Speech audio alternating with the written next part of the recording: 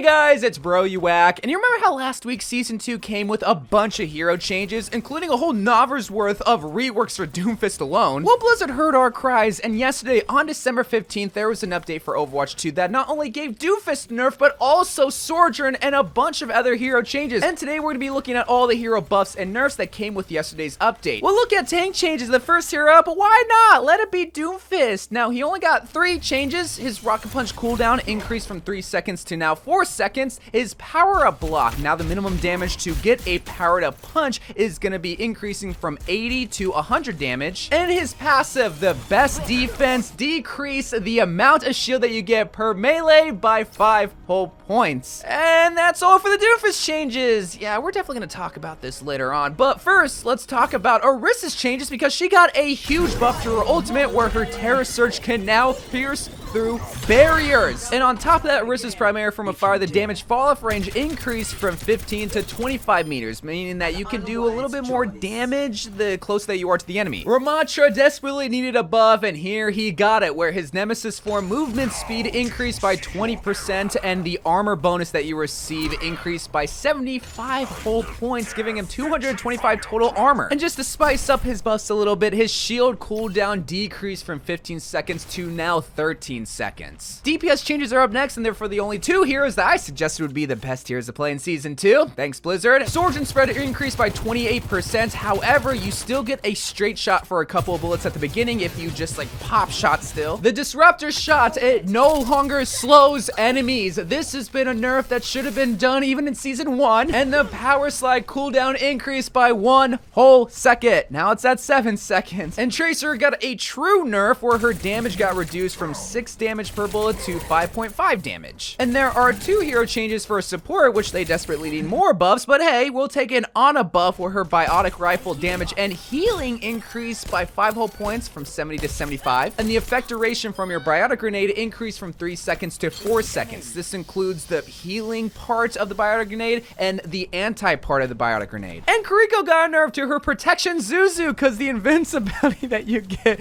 it decreased by 0.15 seconds. It decreased from 1 second to 0.85 seconds. That's so short of a nerf. And those are all the hero changes that we got in a very short update. Like, I'm pretty sure this is going to be the last hero change that we get right before Christmas because the employees of Blizzard and the Overwatch team, well, they got families too. Even though people love to forget about that, they're not going to be working on the holiday season, which means they're probably not going to be nerfing Sojourn or Doomfist anytime soon after this update. Which I just got to say, the buffs that we got are phenomenal. The buff to Ana is super powerful. Like, you can now 2-shot a Tracer, which hey, that kind of makes Tracer a little bit less, but not a little bit, a lot less meta. And Ramattra now won't get so easily bullied, which was my biggest problem with Ramattra. And Orisa's ultimate is finally starting to get better, which, like, Orisa's decent right now, and her ultimate, like I said, getting better, but it's still not the super powerful ultimate that a Grav would be or an Earthshatter would be, because you can still get away from it. Yeah, against a shield tank, it's great, but right now what's meta is Roadhog, and I would say even maybe against an Orisa. So at that point, it's like, yeah, it's great against the shield, but you could just Orisa Fortify, or just like literally Kiriko just has to splash her Protection Zuzu, and you get out of there scot-free. So unless you're combining it with an Ana Nano Boost, or doing some sort of cheeky tactic with a Symmetric Teleporter,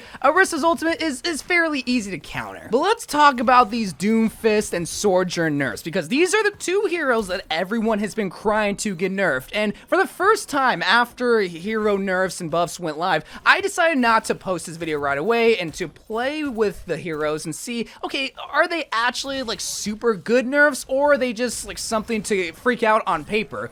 Well, in regards to Doomfist, I've been on record saying that we were going to figure out how to counter Doomfist with or without nerfs. And with the nerfs, it makes it a lot helpful, but in my experience, I started to see less and less Doomfists. But again, you got to realize what's good right now is Roadhog and even Orisa. And with the Orisa buffs, we're definitely going to start to see Orisa played a lot more. And those 2 heroes, they don't easily get bullied by Doomfist. In fact, they do the bullying on the Doomfist with Roadhog's hook or Orisa's spinny spin. While the cooldown sucks for Doomfist players, I feel like this ruins the mobility aspect because you could easily just punch in, use your power block, and by the time your power block was done, you already got your punch back, and then you could just get rapid amount of damage, and then you could just sleep out if you didn't get any kind of kills. So overall, out of all the nerfs for meta heroes when it came to like Doomfist, Sojourn, and Tracer, I do think Doomfist got the worst out of the bunch, but I feel like he could still be viable. He can't just be as annoying or as mobile as he once was beforehand. You really gotta manage your cooldowns better now. But the other hero that got nerfed that everyone's been crying for since the launch of Season 1 was Sojourn, and I'm here to report that for bad players that don't play Sojourn, that just picked up Sojourn because they heard she was broken going into Season 2, they're gonna have a lot harder of a time playing Sojourn, but she's still good. At least in my experience, she's still good. For her slide and her electric ball, yeah, those are pretty hard nerfs, but it's really the spread that was the most devastating, that makes it so that you can't just rely on your primary form of fire to do the most amount of damage. You're really relying on your secondary fire, and in all reality, that's still one of the more annoying parts about Sojourn, but you're obviously not dying by it that much because you're not doing as much damage with your primary form of fire, which means you're not getting your railgun that much, and for anybody that just shoots your railgun on willy-nilly, yeah, you're not gonna be getting kills with the primary or the secondary. But the cheesing aspects with Sojourn is still there. Yes, you can only hold it for 5 seconds, but you can still shoot a shield to keep the 100 railgun shot alive. You can shoot the Roadhog, you can shoot the Orisa, and you can still shoot like a Mercy couple times and instantly kill them with your railgun shots. While yes, it's a lot harder to bring them down with your primary, you still shoot a couple of bullets straight before the spread or the bloom takes effect. So the aspects about Sojourn that is admittedly like annoying is still there, but I feel like it's starting to be a little bit more fair to die from the railgun, even though like I hesitant to even say it's fair to die by railgun because it's still annoying to die by, but you do know that it's a lot harder to get now. I'm sure pro players will have a different opinion on it because pro players have really good aim with Sojourn, so they'll adapt a lot better than say low rank players that just spray and pray with her primary and just so happen to get her railgun shot in that same breath. But I think the hero that made it out like a bandit with these patch notes that I don't think a lot of people are going to talk about initially is Ana. On paper, it seems like, oh, what, 5 healing? That doesn't seem like a lot. Oh, let me tell you, when you're spamming your heals in rapid sessions, it's a lot. It starts to add up. Literally, in 5 shots, you get an extra 25 health. Now, again, that might not seem like a lot, but for a squishy, 25 is a lot. For a tank, which you easily farm off of, yeah, that's not a lot, but you gotta remember, an extra 5 damage. You can 2-shot a Tracer now, plus the anti-grenade lasts longer, and the heal grenade lasts longer as well. Like,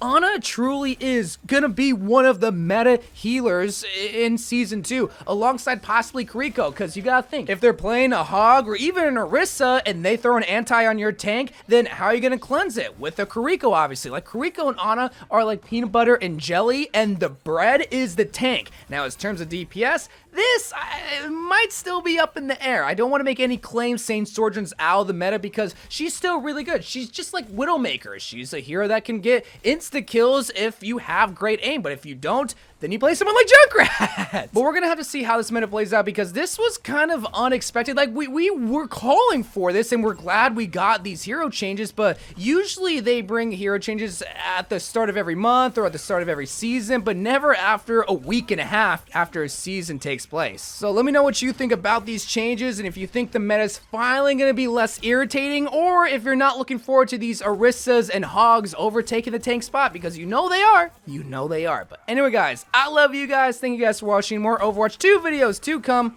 and bye.